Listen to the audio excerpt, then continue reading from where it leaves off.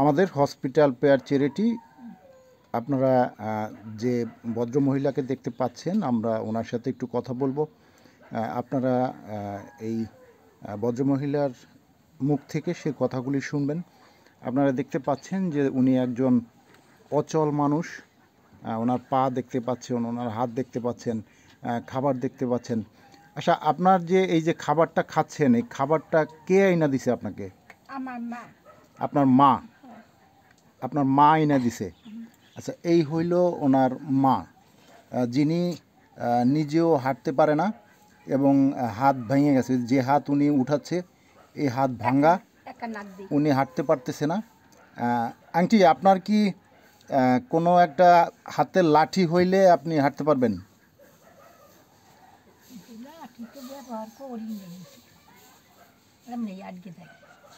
আচ্ছা, আর এই হইল ওনার মেয়ে। ওনাদের একটা ভাই আছে, যে ভাই মানুষের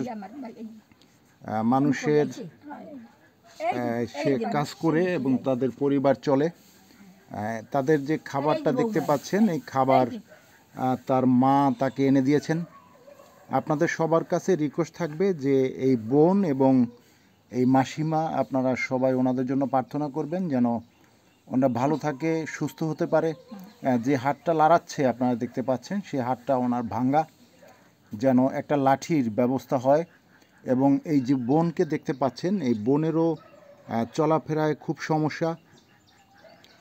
যদি তার জন্য একটা অটো হুইল চেয়ারের ব্যবস্থা হয়, তবে আমার মনে হয় যে উনি একটু ভালোভাবে চলতে পারবে। তবে কারো সাহায্য লাগবে না, নিজেই হয়তো বা একটু যাতায়াত করতে পারবে, একটু ঘুরতে পারবে।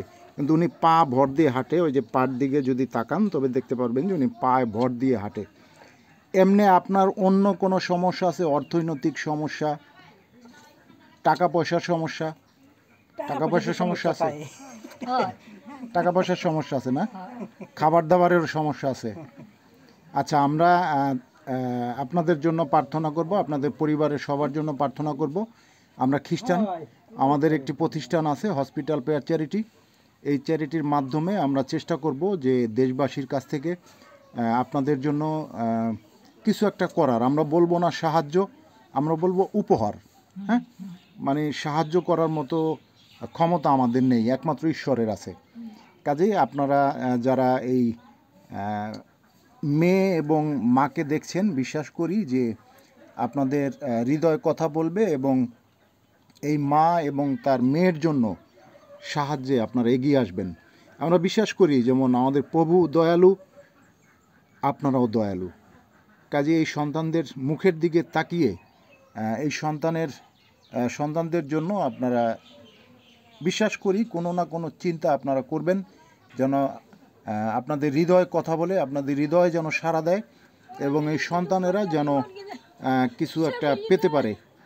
উনি আসলে অনেক যন্ত্রণা পাচ্ছে, যা কাঁদতেছে, আপনারা দেখতে পাচ্ছেন যে অনেক কষ্ট পাচ্ছে উনি।